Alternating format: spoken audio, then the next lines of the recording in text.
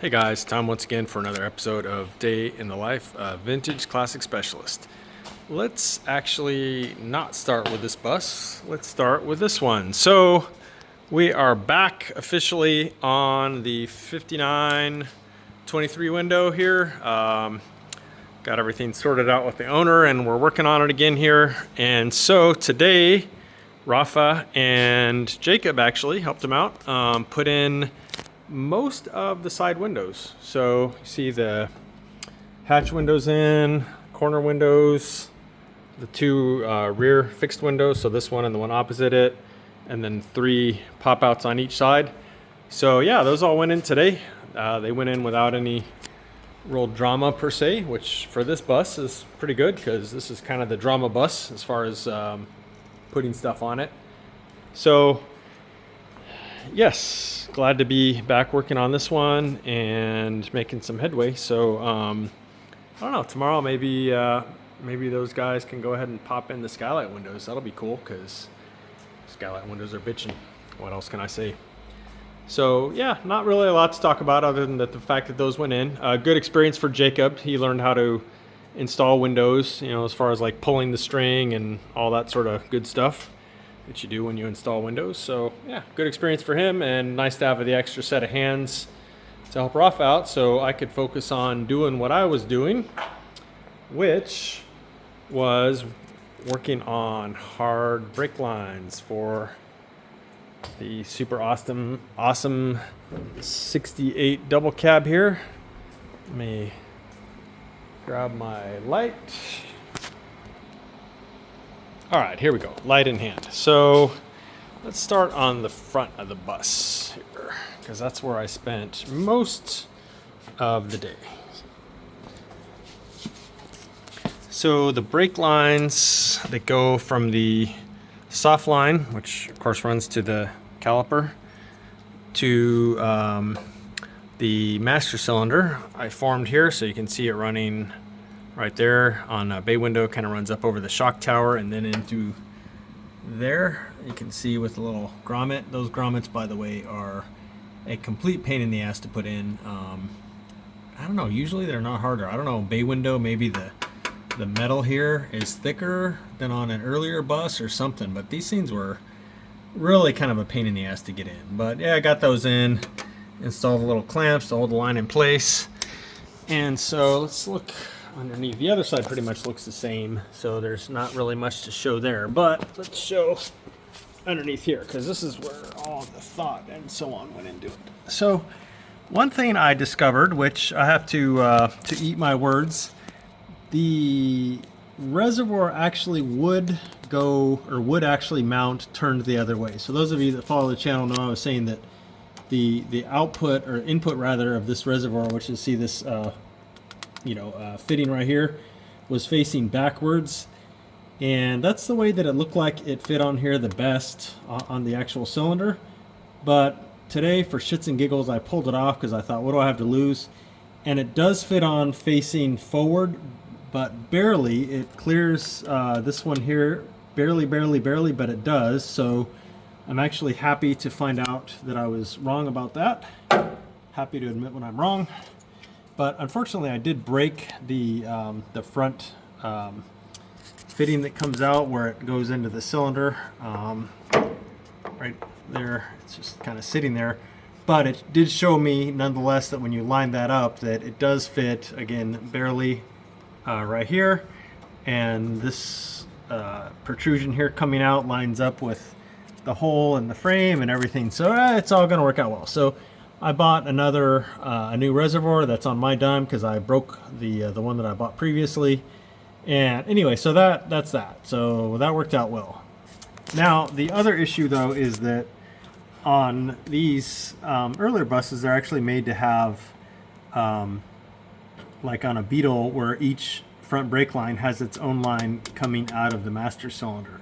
But on this later one, which incidentally is made for disc brakes, there's a single line coming out. So what I had to do was I had to run that line to a T, which maybe you can see from over here.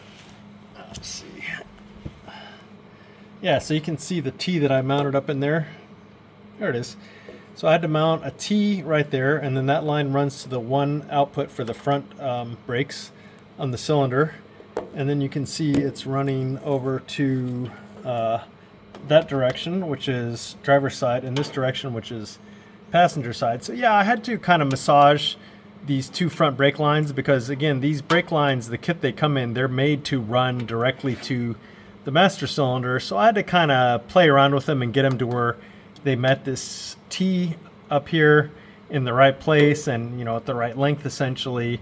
And then I had to make a custom line, which again went from the T to the actual cylinder here. So you can see, so in the end it ended up pretty clean. I'm actually pretty happy with it.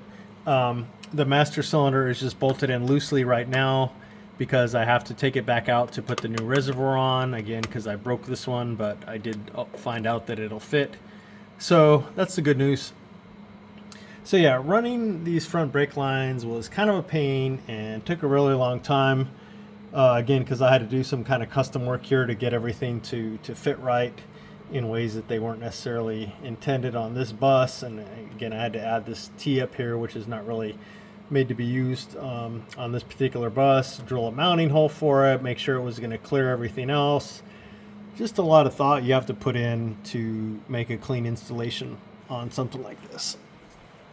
So other than that, I did start running the back brake line, which again goes from the master cylinder pretty much the length of the bus, and it goes to the rear T.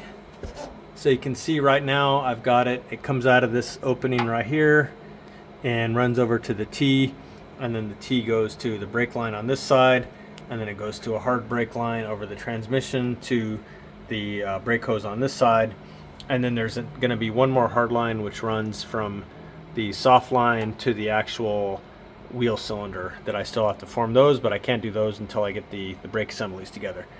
So brakes are coming along. I'm hoping to get this brake assembly from powder coating tomorrow. The basically the axle housing is what I'm waiting for.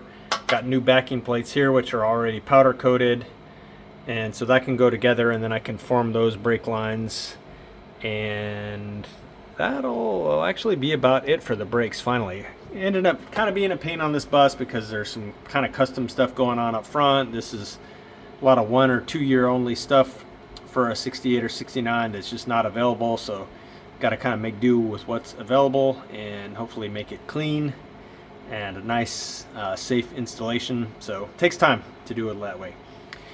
Anyway, the only other thing that happened today is that the owner of the Yellow Beetle did, as I mentioned before, I think he picked up a Redline Weber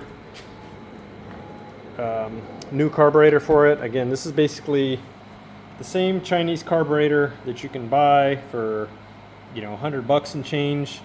But what Redline Weber does is they buy them from, again, the same Chinese factory, but then they actually pull them apart.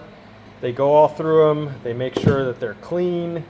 They make sure that all the parts are functioning correctly.